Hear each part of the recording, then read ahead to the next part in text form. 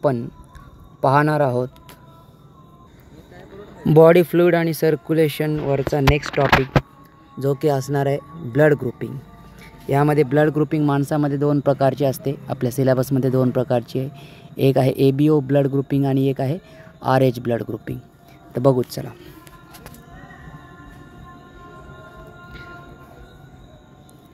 As you know, blood of human beings differ in certain aspects, though it appears to be similar. तर या वाक्याचा अर्थ असा आहे की जरी माणसांचं रक्त सगळ्या सेम वाटत असेल तरी काही ॲस्पेक्टमध्ये, सर्टन ॲस्पेक्टमध्ये म्हणजे काही गोष्टींमध्ये त्याच्यामध्ये काय आहे, डिफर आहे. डिफर म्हणजे काय आहे, फरक आहे. तर प्रत्येक माणसाचं रक्त सेम वाटत असेल तरी थोडं थोडं वेगवेगळं असते. Various types of groupings of blood has been done. तर बघा, आता वेगवेगळ्या प्रकार असल्यामुळं आपण त्यांचे काही वेगवेगळे ग्रुपमध्ये त्यांचं आपण काय केलेली आहे, विभागणी केलेली आहे माणसाच्या रक्ताची. त्यांना ब्लड ग्रुपिंग म्हणतात.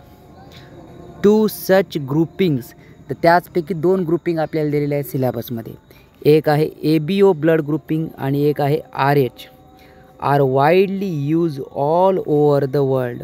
वाईडली म्हणजे विस्तृतपणे, म्हणजे सगळ्या जगामध्ये या दोन ब्लड ग्रुपिंग तर बघतेच. आधी रक्त एकमेकांचं द्यायच्या आधी या दोन ब्लड ग्रुप मॅच झालेल्याच पाहिजे.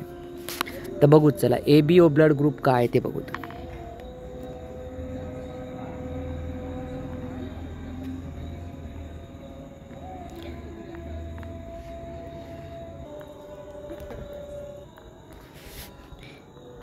ABO grouping is based on the presence or absence of two surface antigens. ABO G grouping आहे ती बेस्ड आहे, म्हणजे कशावर अवलंबून आहे, कशानुसार प्रकार पाडले.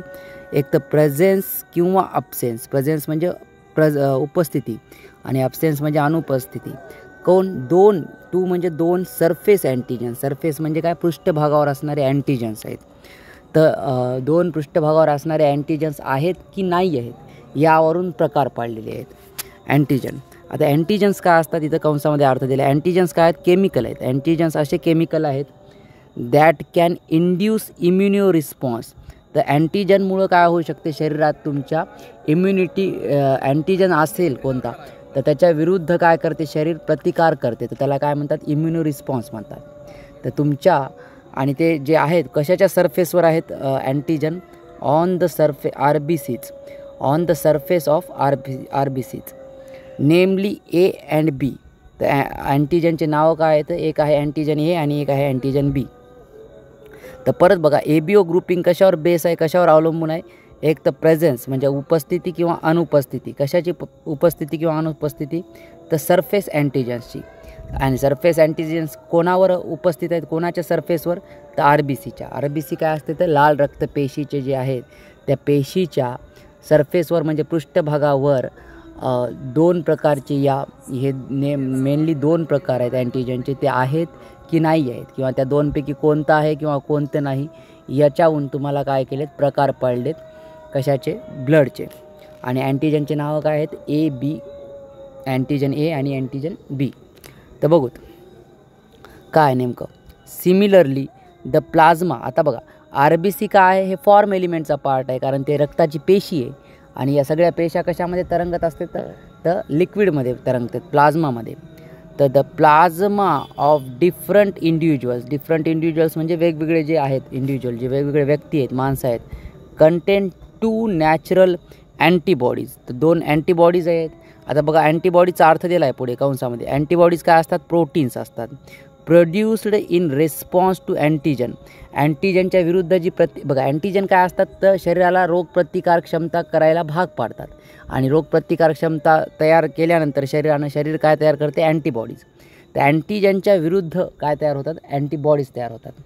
तर बघा, तर काय म्हणते की अँटीबॉडीज कुठं प्रेझेंट आहेत, प्लाझ्मामध्ये.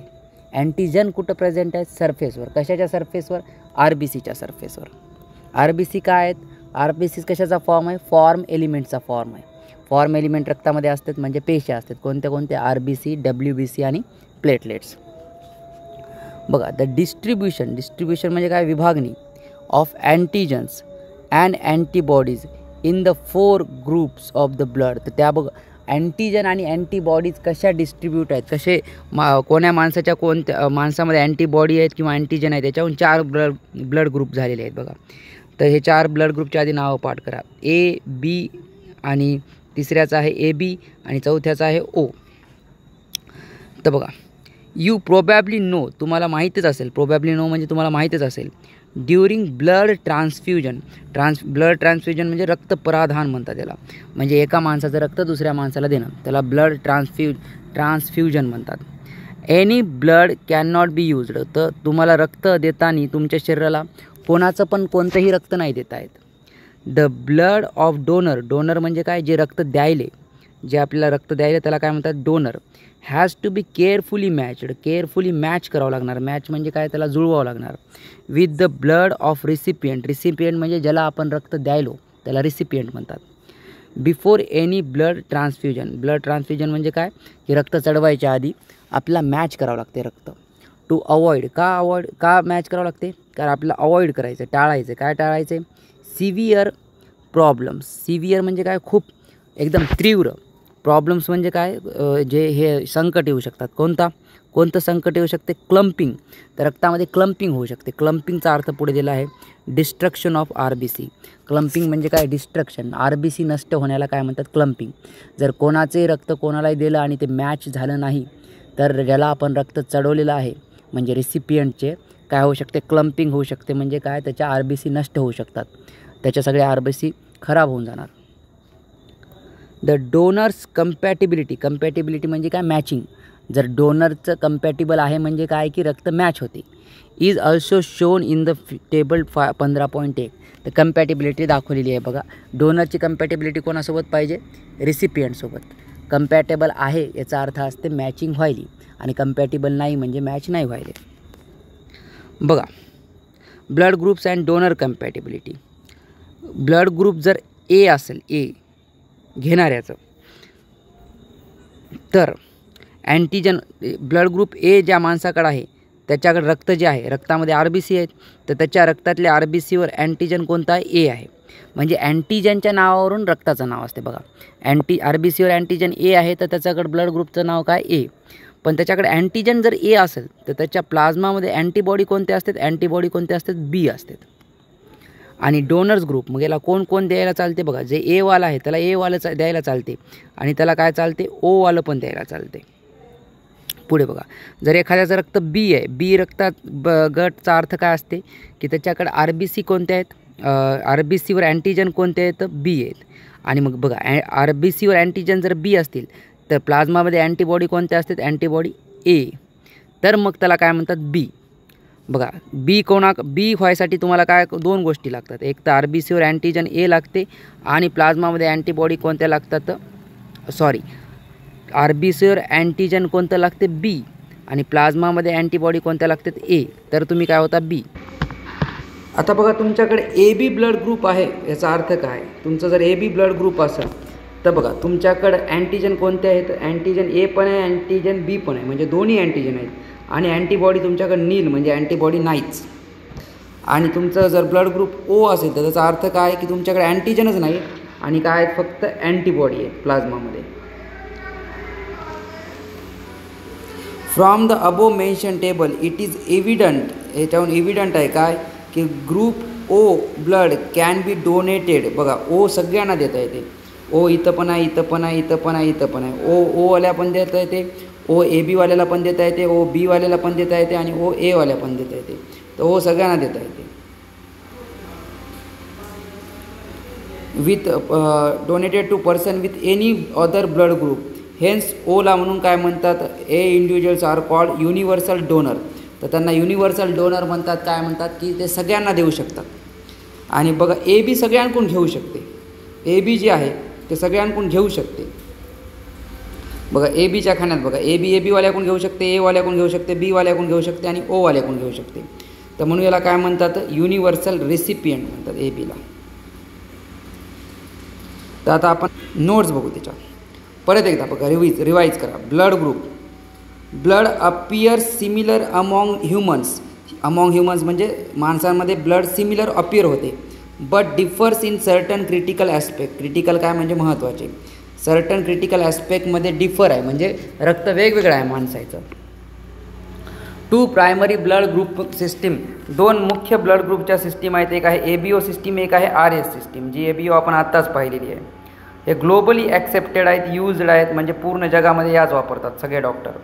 ABO ग्रुपिंग बघा, की कन्सेप्ट काय, ABO ग्रुपिंगमध्ये इज बेस्ड, कशावर बेस्ड आहे, presence or absence of two surface antigen, दोन सरफेस अँटीजन आहेत आणि अँटीजनचे नावं काय आहेत, A आणि B, आणि हे कुठं असतात, ऑन रेड ब्लड सेल्स, हे RBCवर असतात. तर अँटीजन म्हणजे काय, त्याचा अर्थ दिला आहे. अँटीजन काय असतात, केमिकल असतात, जे की काय करू शकतात, इंड्यूस इम्युन्यू रिस्पॉन्स, तर रोगप्रतिकार क्षमताचा रिस्पॉन्स, म्हणजे यांच्या उपस्थितीमुळं तुमच्या शरीर काय करू शकते, यांच्या विरुद्ध काम करू शकते अँटीजनच्या. आणि अँटीबॉडीज काय असतात, जेव्हा हे अँटीजनच्या विरुद्ध शरीर अँटीजनच्या विरुद्ध जे काही इम्युन्यू रिस्पॉन्स देते ते काय तयार करून देते, अँटीबॉडीज. अँटीबॉडीज काय असतात, प्रोटीन, शरीर काय तयार करते, प्रोटीन तयार करते, जे की कशामध्ये असतात, रक्ताच्या प्लाझ्मामध्ये असतात. Produce in the response to antigen, अँटीजनच्या विरुद्ध यांना मारण्यासाठी तयार झालेले असतात अँटीबॉडीज. डिस्ट्रीब्युशन ऑफ अँटीजन आणि अँटीबॉडीज, अँटीजन आणि अँटीबॉडीजचं डिस्ट्रीब्युशन कसं आहे, यावरूनच तुमचे काय केलेले आहे, तर ABO ब्लड ग्रुपिंग केलेली आहे. बघा, ब्लड ग्रुप A वाल्याकडं अँटीजन कोणतं असते, RBCवर A, आणि प्लाझ्मामध्ये अँटीबॉडी कोणती असते, अँटीबॉडी B, आणि कम्पॅटिबल डोनर, याला कोण कोण देऊ शकते रक्त, A, आणि कोण देऊ शकते, O, असं लक्षात ठेवा. बघा, ब्लड ग्रुप B वाल्याकडं अँटीजन कोणतं असते, अँटीजन असते B, आणि अँटीजन कुठं असते, अँटीजन असते RBCवर. आणि याच्याकडे ब्लड ग्रुप B वाल्याकडं अँटीबॉडी कोणती आहे, अँटीबॉडी A आहे, आणि अँटीबॉडी कुठं असतात, लक्षात ठेवा, प्लाझ्मामध्ये असतात. आणि कम्पॅटिबल डोनर, बघा, B वाल्याला B तर देऊ शकते आणि O सगळ्यांना देऊ शकते, म्हणून B आणि O. AB वाल्याकडे बघा, AB ब्लड ग्रुप AB आहे, याचा अर्थ काय की ब्लड ग्रुपचे नावं कशाहून दिलेले आहेत, अँटीजन. तर ब्लड ग्रुप AB आहे, तर याचं नाव दोन्ही आहे, म्हणजे याच्याकडे दोन्ही अँटीजन आहेत, आणि दोन्ही अँटीजन आहेत आणि याच्याकडे अँटीबॉडी काय कोणतीच नाही आहे. तर याला कम्पॅटिबल डोनर, याला कोण कोण देऊ शकते, याला AB वाले आहे म्हणून ते AB तर देऊ शकते, याला A वाला पण देऊ शकते. का, कारण याच्याकडे अँटीबॉडीज नाही आहे, अँटीबॉडी नाही, ते कोणाविरुद्ध कामच नाही करत, तर A विरुद्धही नाही काम करत. याला B वालाही देऊ शकते, कारण यांच्याकडे अँटीबॉडी नाही, तर Bच्या विरुद्धही यांना काम नाही करत. आणि याला O वालाही देऊ शकते, कारण O वाला तर सगळ्यांनाच देणार आहे. ब्लड ग्रुप O वाल्याचं कसं आहे बघा, ब्लड ग्रुप जे O आहे त्याच्याकडे बघा, O आहे म्हणजे A, त्याच्याकडं O का नाव दिलं, कारण त्याच्याकडे अँटीजनच नाही आहे. अँटीजन असलं असतं A तर A नाव दिलं असतं, अँटीजन B असलं असतं तर B नाव दिलं असतं, आणि अँटीजन दोन्ही असले असते तर AB नाव दिलं असतं.